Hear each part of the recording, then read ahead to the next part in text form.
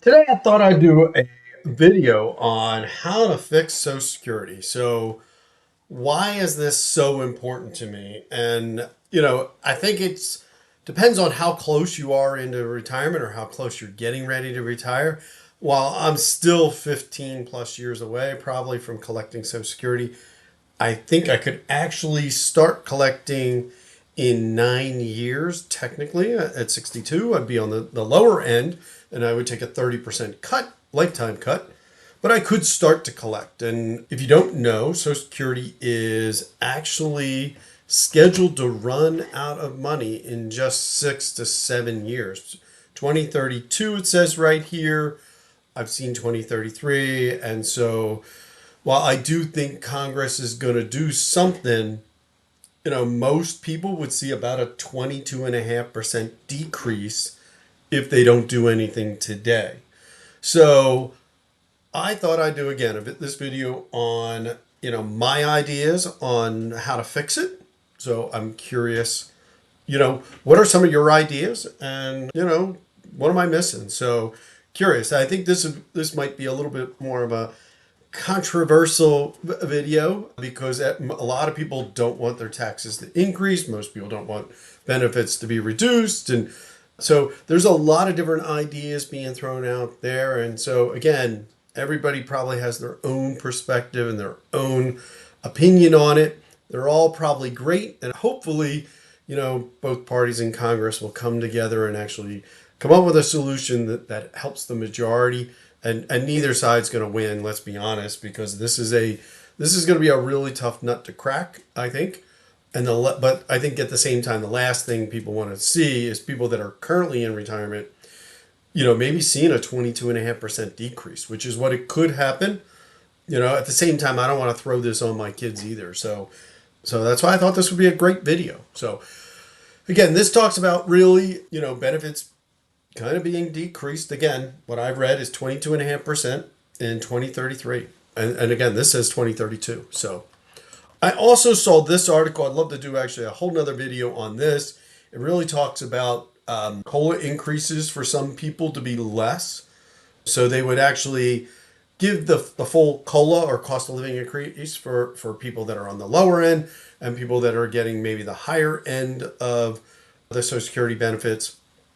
They would see a reduced one. So again, to me, all these things are kind of interesting options, and again, everybody's going to have a different opinion. So I got one more article here just to kind of point out, why some of my thoughts may be what they are. Most people understand that Social Security is calculated on your 35 highest years of working experience. So it's, they do all these different calculations based on that to come up what your Social Security is going to be. They have a cap on it as well at the high end.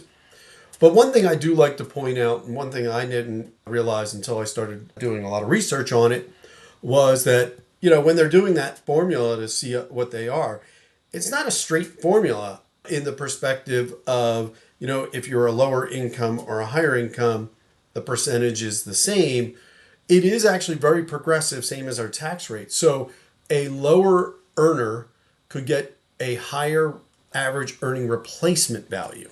Now, it doesn't mean they're going to get more than a higher earner. It just means from a replacement value, they would see 75 to 90%. So I'll just use the example of, let's say somebody that makes $20,000 and they're paying in for all these years and their average payment might be on that lower end, $20,000 a year.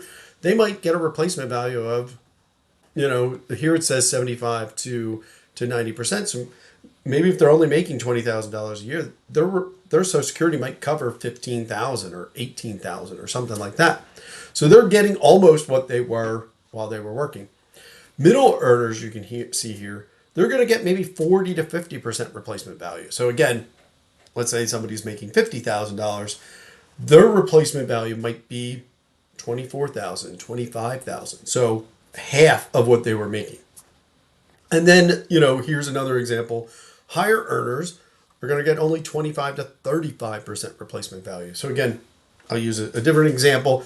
Maybe somebody's making $100,000 a year. And, because they're on the higher end, their replacement values, they're only going to get $25 to maybe $35,000. So again, it's a bigger difference. And what I like to point out for that is, the person that's making more is putting more money in. They're getting less replacement value. And, I'm not quibbling that they should or shouldn't get more, but, that might impact some of my thoughts here. But also, that is why I think, everybody should be putting in, 10, 15, 20% away into the retirement. If you start young, 22, 23 or whatever, you could start with 10%. You're going to do more than fine, I think. But if you don't start right away, if you start at your mid 30s, you're going to have to put away 15%, or, you might need to put 20 or 25% away. So, start early is what I would say. So let me get into what my thought process and how to fix it, more than anything. And I'm up, you can look at this picture. I thought it'd be interesting while I do the rest here. So Social Security is calculated by you paying into payroll taxes as well as your employer. Today it is 6.2%. You put in that, your employer puts in that. So one of my suggestions, again, is start to raise that percentage. Again, there are less people working, less people paying in. You're going to need to increase the money or decrease the expenses going out. So I do think the payroll tax could be increased. Now, I'm not going to exactly go into where I think it could go. I think they could go all the way up to 7%, but do it in a phased approach, right? It's 6.2 today, maybe move it up to 6.3. Wait 5 years, move it up to 6.4. Wait 5 years, move it to 6.5. I know that's not going to make a huge impact today, but over the long term, maybe moving it up to 7% for you and 7% your employer, again, over a longer stretch of time, maybe, every 5 years is too long. Maybe they need to do 0.2 every 3 years, whatever. But moving it up slowly, I think gives a lot of people opportunity to have more money go in and not as much of an impact. So again, most of my ideas are going to be very middle of the road, I hope, right? Number two is there is an income cap limit today. So if you make up to a certain amount of money, this 6.2% comes out. After, I think today in 2026, it's 184,500. So if you make over that, you actually stop paying into it. So I do think that should be opened up. They've talked about doing a donut hole type of policy where it stops at 184 and then it picks back up at 400. I think that's a great idea. I think anything to maybe open that up to allow people. Again, my whole process in all of my suggestions is a 22.5% decrease in benefit value. I think current retirees, that's 20%. I mean, would be a huge amount. So I'm trying to avoid that type of thing. So I do think they could open that up. What I would suggest, if they're going to do that, if you're going to make somebody that's making $2 million, $3 million pay in, I think they should get a little bit more in return, and the cap shouldn't be as tight. Again, just giving you my own perspective. The next thing is reducing it for higher earners with, maybe ideas like this COLA. I think that is an option. I'll be honest, I'm not as much of a fan of it. Maybe it's because I feel like I'm going to get hurt by it as much, but I'm not as much of a fan of it. I do think maybe if they holistically, the cost of living increase, maybe if they try to cap that so it doesn't grow as fast, I think that could be an option. I would like them to just make it a little bit more equal across people. You're already seeing that people on the lower end get a higher replacement value, and now all of a sudden you're going to say, wait a minute, they get more of a COLA than others. I think it becomes sort of unfair to certain people. Again, these are people that are making a lot, so I do understand that. But I do take that, I'm trying to be fair for everybody here. The last option, and this is one I'm going to really try to almost not recommend, is the last one that usually comes up is raising the retirement age. Now, I know when you're in your 20s and maybe your early 30s, or I don't know, maybe even your 40s, you can think you can work forever. 67 seems like it's young these days. As somebody who's 53, getting closer and closer to retirement, the last thing I want to do is actually raise that age. Now, could they do something that you don't, maybe today you could start collecting as early as 62. Maybe you can't collect at 62 anymore. Maybe the earliest is 63 or the earliest is 64. I actually think that might be a better idea than raising the 67.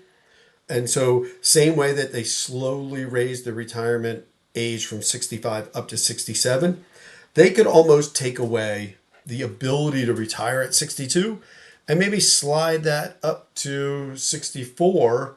So you're going to lose, 2 years that way, lose a month every single year.